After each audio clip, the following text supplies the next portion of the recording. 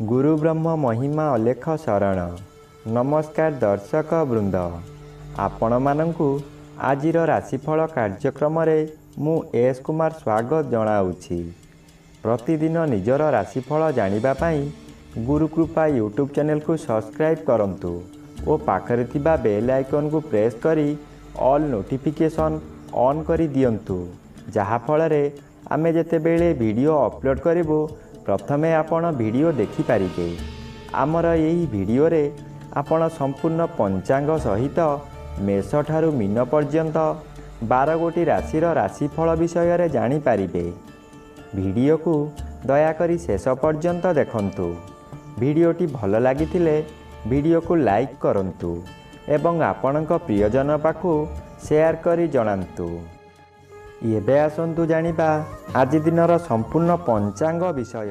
आज इंग्राजी 2026 मसीहा मई मास 8 तारिख शुक्रवार, दिल्ली स्वराब्द सन 1433 साल, स्वाधीन भारताब्द 79 वर्ष, महिमाद 199 वर्ष।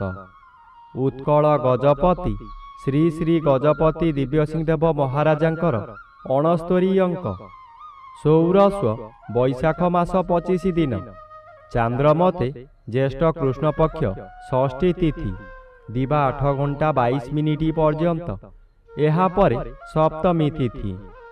आजिर सूर्योदय विरजा क्षेत्र को 5 घंटा 11 मिनिट, मेष लग्न 3 दंड 16 लिता गते उदय। आजिर सूर्यास्त विरजा क्षेत्र को 6 घंटा 10 मिनिट, तुला लग्न 4 दंड 22 लिता गते अस्त। आज मकर चंद्र 60 दंड, उत्तराषाढ़ा नक्षत्र अपराह्न 5 घंटा 27 मिनिट पर्यंत। आज जन्मित शिशुर मकर राशि शूद्र वर्ण नरगण, अपराह्न 5 घंटा 27 मिनिट गते देवगण। आज मृत व्यक्तिर 1 पाद पुष्कर दोष, दिवा 8 घंटा 22 मिनिट गते 2 पाद पुष्कर दोष। पुनश्च अपराह्न 5 घंटा 27 मिनिट गते 1 पाद पुष्कर दोष। निषिद्ध खाद्य आज दिवा 8 घंटा 22 मिनिट मध्ये निम्ब भोजन निषेध अटे। एहा परे ताल भोजन निषेध अटे। आजिर अमृत योग प्रातरु प्रातः 6 घंटा 46 मिनिट मध्ये, दिवा 7 घंटा 36 मिनिट गते 9 घंटा 58 मिनिट मध्ये, दिवा 11 घंटा 34 मिनिट गते 1 घंटा 11 मिनिट मध्ये, दिवा 1 घंटा 47 मिनिट गते अपराह्न 3 घंटा 23 मिनिट मध्ये, रात्रि 7 घंटा 46 मिनिट गते 9 घंटा 2 मिनिट मध्ये एवं शेष रात्रि 3 घंटा 42 मिनिट गते 4 घंटा 6 मिनिट मध्ये। आजिर महेंद्र योग रात्रि 11 घंटा 6 मिनिट गते 11 घंटा 55 मिनिट मध्ये एवं शेष रात्रि 4 घंटा 34 मिनिट गते 5 घंटा 11 मिनिट मध्ये। आजिर काल बेला एवं 12 बेला, दिवा 8 घंटा 14 मिनिट गते 11 घंटा 56 मिनिट मध्ये। आजिर काल रात्रि रात्रि 9 घंटा 2 मिनिट गते 10 घंटा 28 मिनिट मध्ये। आजिर राहु काल पूर्वाह्न 10 घंटा 30 मिनिट ठारू मध्याह्न 12 घंटा मध्यरे। आज सिंह राशिर घात चंद्र अपराह्न 5 घंटा 27 मिनिट गते कन्या राशिर घात नक्षत्र, दिवा 8 घंटा 22 मिनिट मध्ये मेष राशि और कर्कट राशिर घात तिथि। बिछा राशि धनु राशि और मीन राशिर घात 12। प्रिय बंधुगण, एबे आसंतु जानिबा मेष ठारू मीन पर्यंत 12 गोटी राशिर राशिफल विषय रे। राशि चक्रर प्रथम राशि मेष राशि। आज मेष राशि जन्मित व्यक्ति मानक सकाशे 10म स्थान रे चंद्र गोचर करुथिबारु शुभ फल प्रदान करिबे। आज आपणक कर्म क्षेत्र रे उच्चतर पाह्याकु उन्नीत हेबे। एही समय रे नूतन कर्म मध्य मिलिबो। जे कोनोसी काम करंतु तहिरे सफलता मिलिबो। उपरिस्थ ऑफिसरଙ୍କ ठारू प्रशंसा मान मिलिबो। प्रतिष्ठा लाभ करिबे। आज आपणक कार्य देखि साथी कर्मचारी माने आपणଙ୍କୁ अनुकरण करिबे और सफलतार सूत्र शिक्षा करिबे। ଏବେ ଆସନ୍ତୁ ଜାଣିବା ରାଶିଚକ୍ରର ଦ୍ୱିତୀୟ ରାଶି ବୃଷ ରାଶି ବିଷୟରେ। ଆଜି ବୃଷ ରାଶି ଜନ୍ମିତ ବ୍ୟକ୍ତିମାନଙ୍କ ସକାଶେ ନବମ ସ୍ଥାନରେ ଚନ୍ଦ୍ର ଗୋଚର କରୁଛନ୍ତି। କୃଷ୍ଣ ପକ୍ଷ ହେତୁ ଅଶୁଭ ଫଳ ପ୍ରଦାନ କରିବେ। ଆଜି ଆପଣଙ୍କର ପିତୃପୀଡ଼ା ଓ ଗୁରୁଜନ ପୀଡ଼ା ଦେଖାଦେବ। ଯେଉଁଆଡ଼େ ଯିବେ ଆପଣଙ୍କୁ ଲୋକମାନେ ପରିହାସ କରିବେ। ଯେଉଁ ଲୋକ ଆପଣଙ୍କୁ ସମ୍ମାନ ଦେଉଥିଲେ ସେହି ଲୋକମାନେ ପରିହାସ କରିବେ। ଆପଣଙ୍କର ଦୋଷ ଦୁର୍ବଳତା ସବୁ ପଦାରେ ପଡ଼ିଯିବ। ଘୋର ଅପମାନରେ ଜର୍ଜରିତ ହୋଇ ଆପଣଙ୍କର ମଥା ବିଚଳିତ ହୋଇଯିବ। ଏବେ ଆସନ୍ତୁ ଜାଣିବା ରାଶିଚକ୍ରର ତୃତୀୟ ରାଶି ମିଥୁନ ରାଶି ବିଷୟରେ। ଆଜି ମିଥୁନ ରାଶି ଜନ୍ମିତ ବ୍ୟକ୍ତିମାନଙ୍କ ସକାଶେ ଅଷ୍ଟମ ସ୍ଥାନରେ ଚନ୍ଦ୍ର ଗୋଚର କରୁଥିବାରୁ ଅତି ଅଶୁଭ ଫଳ ମିଳିବ। ଏହି ସମୟରେ ଆପଣ ଯେଉଁ ସ୍ଥାନକୁ ଯିବେ ସେଠାରେ କଳହ ହେବ। ବିଭିନ୍ନ ପ୍ରକାର କ୍ଷତି ହୋଇ ଆପଣଙ୍କର ମଥା ବିଚଳିତ ହୋଇଯିବ। ରାସ୍ତାରେ ଯିବା ସମୟରେ ଅନ୍ୟମନସ୍କ ହୋଇପାରନ୍ତି। ସାବଧାନ ନ ରହିଲେ ଯାନବାହନ ଦୁର୍ଘଟଣାକୁ ଏଡ଼ାଇ ଦେଇ ହେବ ନାହିଁ। ଏହି ସମୟରେ ଆପଣଙ୍କୁ ଗରମ ଜ୍ୱର ମଧ୍ୟ ହୋଇପାରେ। ଏବେ ଆସନ୍ତୁ ଜାଣିବା ରାଶିଚକ୍ରର ଚତୁର୍ଥ ରାଶି କର୍କଟ ରାଶି ବିଷୟରେ। ଆଜି କର୍କଟ ରାଶି ଜନ୍ମିତ ବ୍ୟକ୍ତିମାନଙ୍କ ସକାଶେ ସପ୍ତମ ସ୍ଥାନରେ ଚନ୍ଦ୍ର ଓ ଦଶମ ସ୍ଥାନରେ ରବି ଗୋଚର କରୁଥିବାରୁ ଆପଣଙ୍କର ପ୍ରତ୍ୟେକ ଦିଗରୁ ଶୁଭ ଫଳ ମିଳିବ। ଏହି ସମୟରେ ଚାକିରି ନ ପାଉଥିବା ବ୍ୟକ୍ତି ଚାକିରି ପାଇପାରନ୍ତି।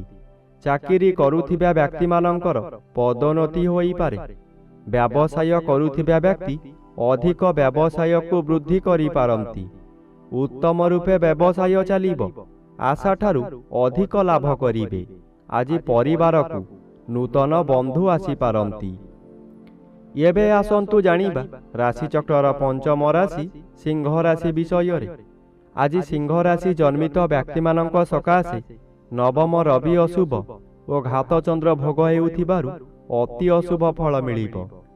ଆଜି ଆପଣଙ୍କର ମଥା ଘୂରାଇ ଦେବ। ଗରମ ଜ୍ୱର ମଧ୍ୟ ହୋଇପାରେ।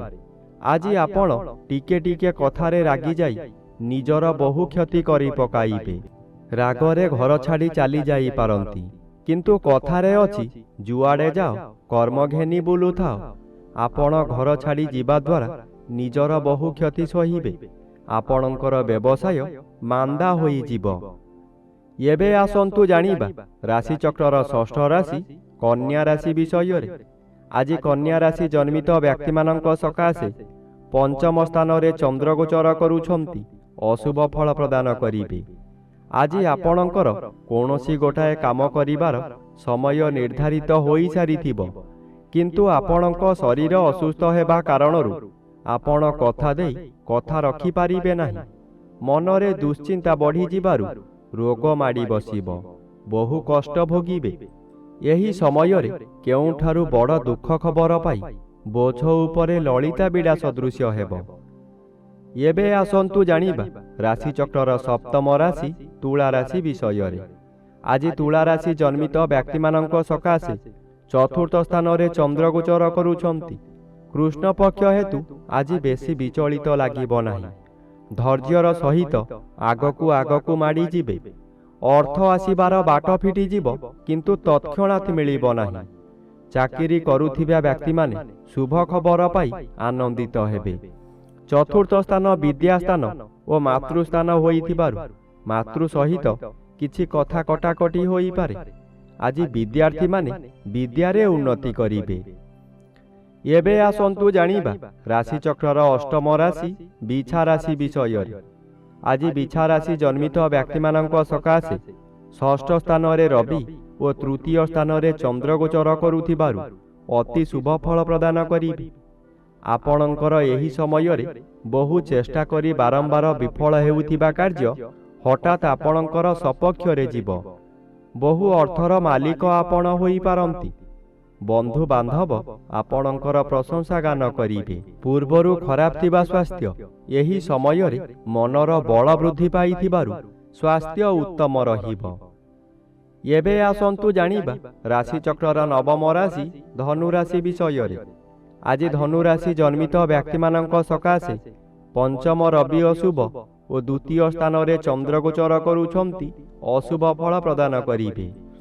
ଆଜି ଆପଣ ଯେଉଁ କାର୍ଯ୍ୟ କରିବେ ତହିଁରେ ପ୍ରତ୍ୟେକ ବ୍ୟକ୍ତି ପ୍ରବଳ ବିରୋଧ କରିବେ। ଏହି ସମୟରେ ଆପଣଙ୍କର ନାସା, କର୍ଣ୍ଣ, ଚକ୍ଷୁ ଆଦିରେ ଆଘାତ ଲାଗିପାରେ। ସାମାନ୍ୟ କଥାରେ ଆପଣ ଉତ୍ତେଜିତ ହୋଇଯିବେ ଓ ନିଜ ଜିଦ୍ ରଖିବାକୁ ଯାଇ ବହୁତ ଅର୍ଥହାନି କରିବେ। ଏବେ ଆସନ୍ତୁ ଜାଣିବା ରାଶିଚକ୍ରର ଦଶମ ରାଶି ମକର ରାଶି ବିଷୟରେ। ଆଜି ମକର ରାଶି ଜନ୍ମିତ ବ୍ୟକ୍ତିମାନଙ୍କ ସକାଶେ ଚତୁର୍ଥ ରବି ଅଶୁଭ ଓ ଶ୍ରୀଚନ୍ଦ୍ର ବାଧାପ୍ରାପ୍ତ ଅଛନ୍ତି, ଅଶୁଭ ଫଳ ପ୍ରଦାନ କରିବେ। ଆଜି ପ୍ରତ୍ୟେକ କାର୍ଯ୍ୟକ୍ରମରେ ଆପଣଙ୍କୁ ବିରୋଧ ଆସିବ, ପେଟ ଗଣ୍ଡଗୋଳ ହେବ। ଭଲ ଭଲ ଖାଦ୍ୟ ପ୍ରସ୍ତୁତ କରିଥିବେ କିନ୍ତୁ ନିଜେ ଭୋଜନ କରିପାରିବେ ନାହିଁ। ନୂତନ ପୋଷାକ ଆଣିଥିବେ, କୌଣସି କାରଣରୁ ଆପଣ ଅନ୍ୟ ସ୍ଥାନକୁ ଯାତ୍ରା କରିବେ, ତାହା ପରିଧାନ କରିପାରିବେ ନାହିଁ। ଦିବସ ସାରା ଖାଲି ଦିବା ସ୍ୱପ୍ନ ଦେଖିବେ। ଏବେ ଆସନ୍ତୁ ଜାଣିବା ରାଶିଚକ୍ରର ଏକାଦଶ ରାଶି କୁମ୍ଭ ରାଶି ବିଷୟରେ। ଆଜି କୁମ୍ଭ ରାଶି ଜନ୍ମିତ ବ୍ୟକ୍ତିମାନଙ୍କ ସକାଶେ ଦ୍ୱାଦଶ ସ୍ଥାନରେ ଚନ୍ଦ୍ରଗୋଚର କରୁଛନ୍ତି। କୃଷ୍ଣ ପକ୍ଷ ହେତୁ କିଛି ଶୁଭ ଫଳ ପ୍ରଦାନ କରିବେ। ଆଜି କୌଣସି ଦୂର ସ୍ଥାନକୁ ଯାତ୍ରା କରିବାର ଥିଲେ ନିର୍ଭୟରେ ଯାତ୍ରା କରନ୍ତୁ, ଫଳପ୍ରଦ ନିଶ୍ଚୟ ହେବ। ଆଜି ସମୟରେ ପ୍ରାୟତଃ ପଦଯାତ୍ରା ଆପଣଙ୍କ ପକ୍ଷେ ଶୁଭଙ୍କର ହେବ। ଆୟ ପରିମାଣରେ କିଛି ଉନ୍ନତି ଆସିବ। ବ୍ୟବସାୟରେ ସଂଯତ ରହିଲେ ଓ ମିଠା କଥାମାନ କହିଲେ ଭଲ ଆୟ ହେବା ସହିତ ଗରାଖ ସହିତ ଭବିଷ୍ୟତ ସକାଶେ ବ୍ୟବସାୟ ଭଲ ହେବ। ଏବେ ଆସନ୍ତୁ ଜାଣିବା ରାଶିଚକ୍ରର ଦ୍ୱାଦଶ ବା ଶେଷ ରାଶି ମୀନ ରାଶି ବିଷୟରେ। ଆଜି ମୀନ ରାଶି ଜନ୍ମିତ ବ୍ୟକ୍ତିମାନଙ୍କ ସକାଶେ ଏକାଦଶ ସ୍ଥାନରେ ଚନ୍ଦ୍ରଗୋଚର କରୁଥିବାରୁ ଆପଣଙ୍କୁ ରାଜଯୋଗ ଫଳ ମିଳିବ। ଆପଣ ବହୁଦିନରୁ ଯେଉଁ କାର୍ଯ୍ୟ ସକାଶେ ଅପେକ୍ଷା କରିଥିଲେ ତାହା ଏହି ସମୟରେ ନିଶ୍ଚୟ ପୂରଣ ହେବ। କୌଣସି ଅଫିସରଙ୍କ ସାକ୍ଷାତ ପାଉନଥିଲେ, ଏବେ ତାଙ୍କ ସହିତ ସାକ୍ଷାତ ହେବ। ତାଙ୍କ ସହଯୋଗରେ ଆପଣ ବହୁ ନୂତନ କାମ ପାଇ ଉପକୃତ ହେବେ। ଏହି ସମୟରେ ଆପଣଙ୍କର ବ୍ୟବସାୟ ଅତି ସୁଚାରୁ ରୂପରେ ଚାଲିବ। ଆଜି ପରିବାର ଆପଣଙ୍କୁ ସପୋର୍ଟ କରିବ।